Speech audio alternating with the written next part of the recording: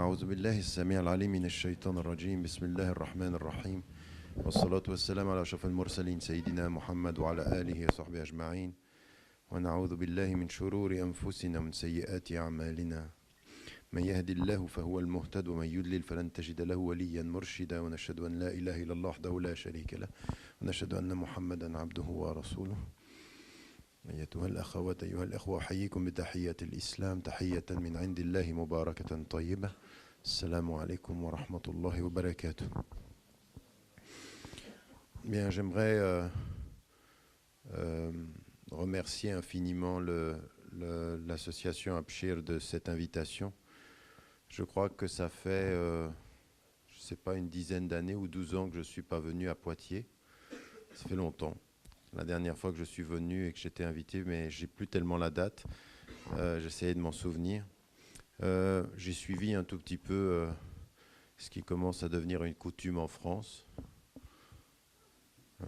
Un accueil extrêmement chaleureux des autorités,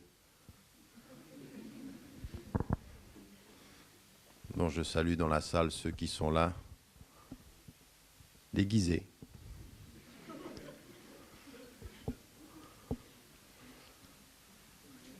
Je trouve très triste en fait l'état de ce pays. Je trouve très triste de voir, c'est le seul pays au monde où les salles publiques sont refusées, où l'université est refusée. Et c'est pas de bon augure pour la France. Le grand problème de la France, c'est pas les musulmans. Le grand problème de la France, c'est des politiques qui sont sans courage et qui trahissent les valeurs qu'ils disent défendre. Ils parlent de liberté d'expression, ils empêchent certains de parler. Ils parlent d'égalité, ils traitent de façon inégalitaire. Ils parlent de justice, ils discriminent. Ils parlent de respect et ils font dans le populisme. Alors j'ai rien à dire d'autre que c'est une chance pour nous de quand même pouvoir parler et il faudra qu'on continue à le faire. Et de renvoyer également à vous qui êtes ici dans cette salle, parce que finalement vous avez une option. C'est-à-dire de vous faire promener de salle en salle jusqu'à ce qu'on puisse vous donner la parole quelque part, ou qu'à partir d'un certain moment vous soyez français, et que vous fassiez comprendre à la France et aux autorités françaises que le problème c'est pas vous, que le problème c'est eux, et que l'avenir de la France ce sera dans l'égalité, la justice et la dignité, et non pas dans le traitement discriminatoire d'une partie de la population. Au bout du compte, c'est vous qui ferez la décision, avec la capacité de comprendre vos références, mais avec la capacité de comprendre votre lieu de vie, de comprendre l'histoire de ce pays, parce que l'histoire de ce pays, la France est un très très grand pays d'un point de vue historique. Elle a eu des gens de très très grande dignité, elle a eu des penseurs d'une pensée extrêmement profonde. Mais la France a eu aussi, comme tous les pays du monde, elle a eu ses lâches. Elle a eu des collaborateurs, elle a eu des menteurs, elle a eu des hypocrites. Et ce qui restera de l'histoire de la France, c'est ni les hypocrites ni les lâches. Ce qui restera, ce seront celles et ceux qui se seront levés, qui ont dit au nom de mes principes, eh bien j'ai fait en sorte que ce pays soit un pays de dignité. Ben, soyez de ce côté-là de la France. Soyez pas des hypocrites, soyez pas des lâches, soyez pas des collaborateurs. Et même si aujourd'hui il y a des responsables politiques du point de vue régional qui veulent vous acheter, ben vous n'êtes pas à vendre. Et même si certains ont envie de vous manipuler, vous n'êtes pas manipulable. Et à eux comme à tous les autres, ce qu'il faudra dire, d'élection en élection, ce qui fera la différence, c'est que vous voterez pour les compétents et les honnêtes, pas pour les manipulateurs et les menteurs. Mais ça dépend de vous. C'est vous qui... finalement, vous avez ce que vous méritez, au bout du compte, en termes de citoyens. Voilà, je termine sur ce chapitre qui est parce que là, je suis arrivé ce matin, on m'envoie un article où on me dit ce qui se passait, et je trouve ça un tout petit peu triste. Sur la question de l'éthique, comme il a été dit, vous pouvez enlever ça là, il n'y a plus besoin là. Non ? Parce qu'après les gens ils sont en train de lire en me regardant, ça ne peut pas le faire. Voilà, comme ça. Vous avez pu voir que depuis un certain nombre d'années maintenant, j'ai concentré mon travail essentiellement sur la question de l'éthique et je vais vous expliquer pourquoi. Parce qu'inductivement, je vais en venir au cœur du sujet. Pendant des années, moi, quand j'étais en Égypte et que je faisais avec les chouyours, je faisais les enseignements dans cette discipline, les ijazat, selon la méthode traditionnelle, c'est-à-dire avec un savant. Quand je faisais ceci, l'un des axes essentiels sur lesquels je travaillais, c'était sur le fiqh. Et le fiqh, encore une fois, faites attention à la traduction française. Le fiqh, ce n'est pas la jurisprudence. Le fiqh, du point de vue fondamental, du point de vue de la spécialisation de la discipline, c'est le droit et la jurisprudence. Je dis ceci parce que certains disent jurisprudence pour faire passer le droit au niveau de la charia. Or, la charia, c'est plus que le droit. Le droit n'est qu'un des éléments de la charia. C'est un des éléments de l'orientation générale. La charia, c'est le droit dans l'orientation du droit, c'est-à-dire quand le droit n'oublie pas les objectifs du droit. Et ça, c'est important, c'est-à-dire qu'il ne faut pas penser la règle seulement sur la fonction de la règle, il faut penser la règle dans la lumière de son objectif. Donc, c'est pour ça qu'il faut qu'on fasse attention. Et donc, pendant des années, j'ai travaillé sur cette question-là dans les sociétés majoritairement musulmanes et en Occident, en Europe, en essayant de réfléchir sur la question du droit et en me rendant compte à un moment donné qu'on parvenait à une limite. C'est-à-dire qu'il y a un vrai problème. Et celui qui avait eu l'intuition de ceci, à la suite d'une série de savants qui avaient travaillé sur le droit, qui avaient repensé la méthodologie, et j'en ai fait un livre à la suite, que malheureusement il est un tout petit peu un peu compliqué dans sa première partie, plus facilement accessible dans sa deuxième partie. C'est le livre qui s'appelle La réforme radicale. Et qui est lié à l'éthique et la libération, c'est-à-dire comment on sort son esprit d'une tournure d'esprit. Et cette tournure d'esprit, elle est en fait, et j'aimerais que vous me suiviez bien sur cette question-là, elle est en fait que quand on se pense dans le droit, et uniquement dans le droit, c'est-à-dire que on a établi comme facteur essentiel de son rapport à sa religion la question du droit, du halal et du haram, l'ahkam et taklifiyya, c'est-à-dire les cinq dimensions que vous connaissez, c'est-à-dire le permis, l'interdit, le préférable, le détesté et puis le préférable, le détesté et le permis, l'interdit, enfin les cinq, d'accord. Okay, je suis un peu fatigué, je suis désolé, mais enfin ils sont cinq.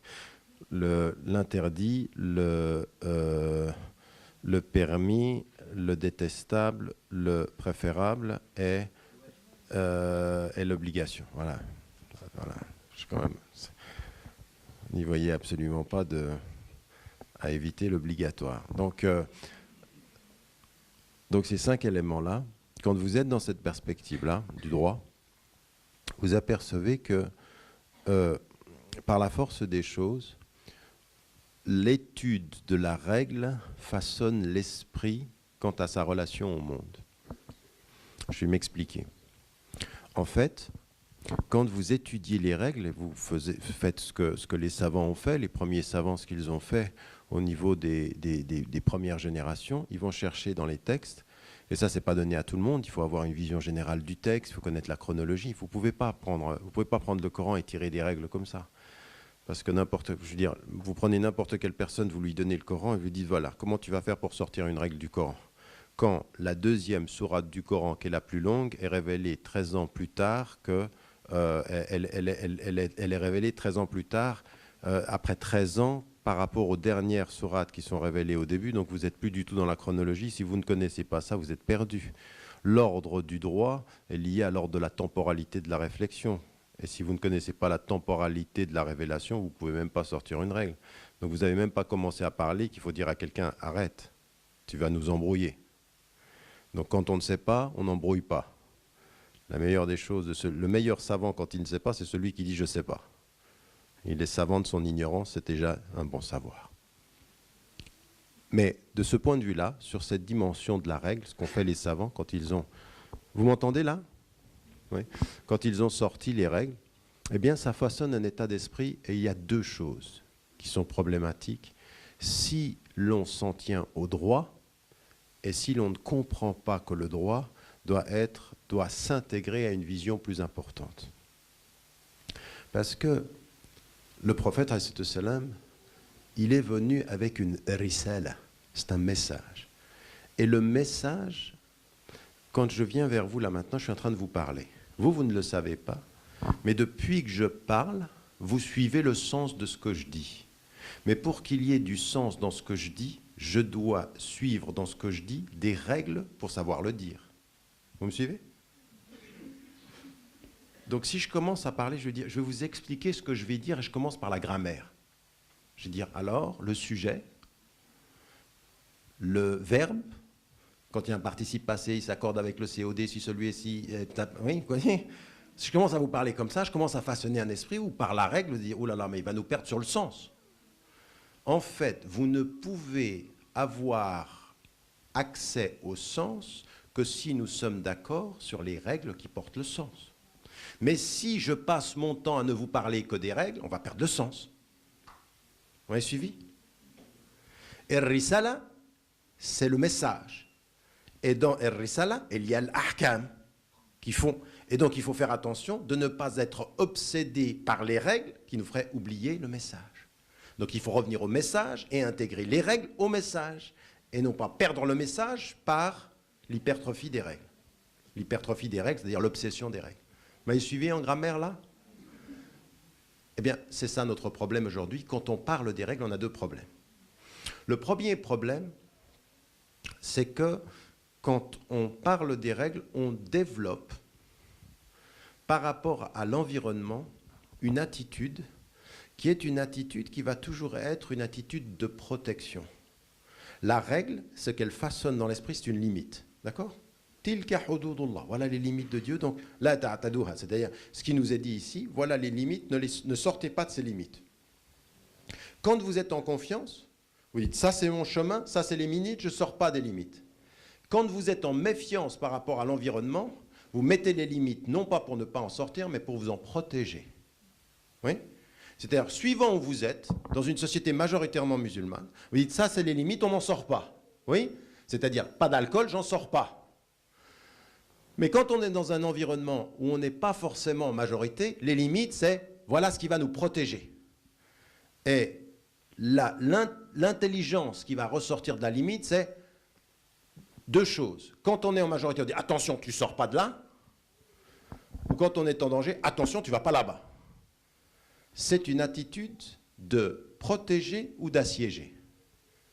Oui? Ça, c'est dangereux. Pourquoi?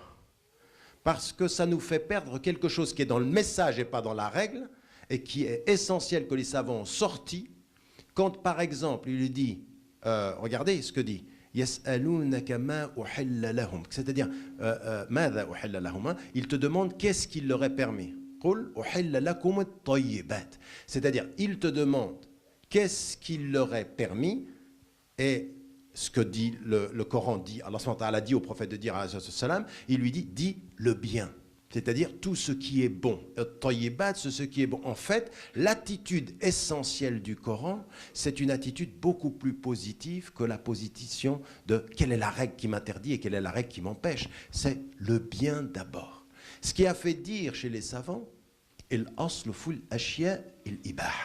le principe premier dans les choses, c'est la permission, c'est pas la limite. La limite vient pour délimiter, mais la première des attitudes par rapport à l'univers, c'est la permission. Quand on est dans l'obsession de la règle, oui, on est tout le temps dans l'obsession de la limite, on n'est pas dans l'obsession du chemin. Or, la charia, c'est le chemin, c'est pas la limite. On a besoin de limites pour connaître le chemin. Mais si on est obsédé par la limite, on ne sait plus aller sur le chemin. Donc, on a une attitude intellectuelle qui est problématique. Et en fait, on ne se rend pas compte que quand nous avons moins confiance dans le message et beaucoup de méfiance vis-à-vis de l'environnement, on perd le message et on donne trop d'importance à l'obsession de la limite. Mais attention, ça ne veut pas dire qu'il n'y a pas de limite. Le prophète, il a dit « Inna il halal bayyinun, inna al haram bayyinun ». C'est clair, il y a des limites, on ne les transgresse pas. Mais attention, que le clair soit clair. Évidemment, personne ne va commencer à dire « Oui, alors comme la permission est première, on va commencer à boire un peu d'alcool ». Non, on n'a pas dit ça. L'interdit, c'est l'interdit. Mais la vision du monde est beaucoup plus positive que la vision de cette espèce de crispation de la limite dans la protection et dans la peur de fauter. On n'a pas ceci. On n'est pas. L'islam n'enseigne pas, et le message de l'islam n'enseigne pas aux musulmans d'être des assiégés, des crispés de la limite. Non, beaucoup plus l'amplitude de la permission. L'amplitude de la permission. L'amplitude de la permission, et vous allez vous apercevoir pourquoi je vous dis ça tout de suite. Le deuxième problème que l'on a quand on est avec le droit et la jurisprudence, c'est que n'importe quelle personne d'entre vous qui a étudié le droit comprend une chose qui est importante. Le droit, qu'est-ce qu'il nous dit? Eh bien, ce qu'on a par exemple dans le droit musulman, eh bien, on a des limites, on a des fondamentaux, ce qui va être des choses qui ne changent pas. Oui, ces choses qui sont fondamentales. Ça commence avec le tawhid, l'unicité de Dieu, puis ça commence ensuite, c'est les éléments de la aqidah, les 6 piliers de la foi, puis ensuite les 5 piliers de l'islam, pratique, tout ça, ça ne change pas. Toujours, les 5 prières, ça ne change pas. Partout où on est, tout ça, c'est bon, on sait ça. Maintenant, il y a des choses qui vont changer en fonction du contexte, où il faut les appliquer, il faut la priorité des choses. Des choses, selon un contexte, peuvent être wajib, dans un autre contexte, ils peuvent être mustahab, dans un autre contexte, ils peuvent être plutôt makrouh. Ça peut changer en fonction du contexte, donc déjà l'application va changer, puis il y a d'autres choses qui sont, et le mutarayyirat, tout ça, les savants ont étudié cela. Mais ce qui est le plus important dans l'attitude mentale de ceux qui sont dans le droit, c'est que, en fait, le droit fonde les fondamentaux qui ne changent pas devant l'histoire, et puis systématiquement, ils disent qu'il faut repenser l'application en fonction du temps qui change. Quand on dit, par exemple, l'islam, on dit l'islam, c'est une référence pour tous les temps et tous les lieux. C'est ce qu'on dit. Mais ça veut dire quoi, ça? Ça veut dire qu'en fait, où que vous alliez, les principes fondateurs de l'islam vont pouvoir être appliqués, et quant au changement, il va falloir que vous travailliez à établir le droit pour cette époque. Oui, par exemple, quand on s'est installé en Europe, vous êtes installé, la première génération est arrivée en France, qu'est-ce qu'ont dû faire les savants? Ils ont dû penser la loi française, penser l'histoire de France et se dire, que va-t-il en être des Français de confession musulmane dans ce pays? Et donc il a fallu travailler sur le droit.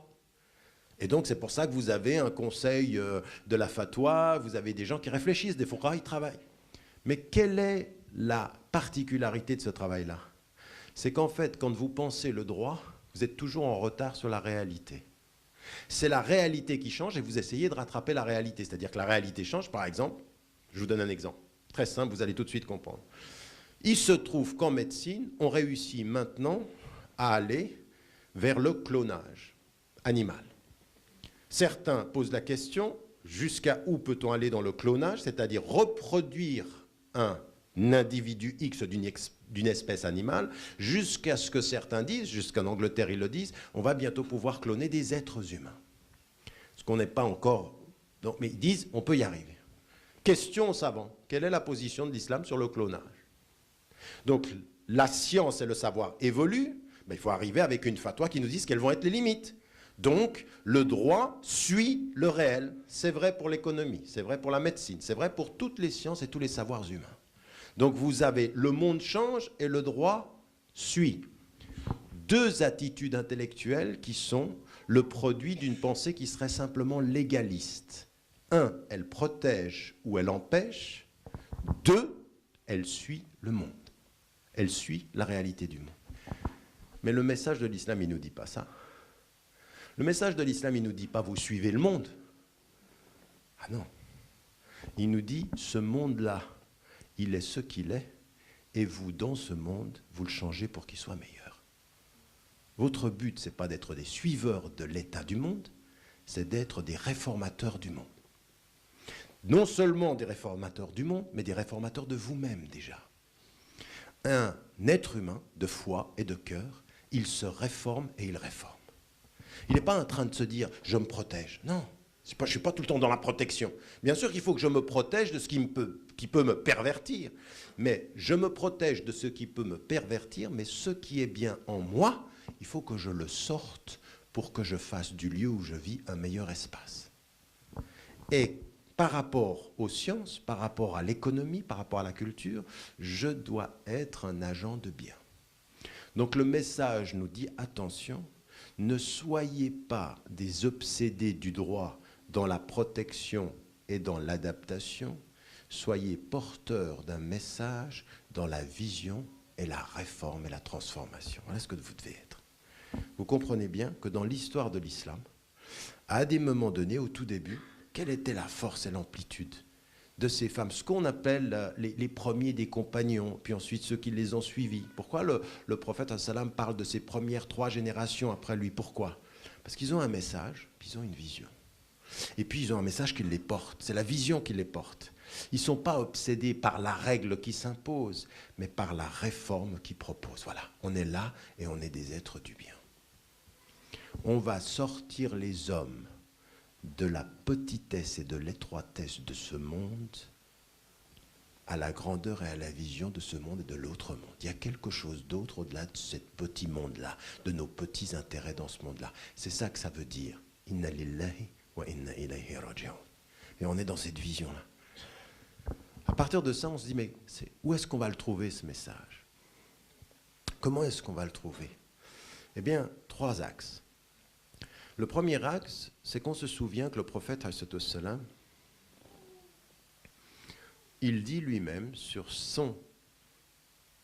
sa mission, il dit « Innama bu'ithtu li'utammima makarim al-akhlaq » J'ai été envoyé pour parachever les bons comportements. Il est en train de nous dire, c'est quoi le sens de ma mission? Le sens de ma mission, c'est de vous dire halal, haram, tout le temps, toute votre vie.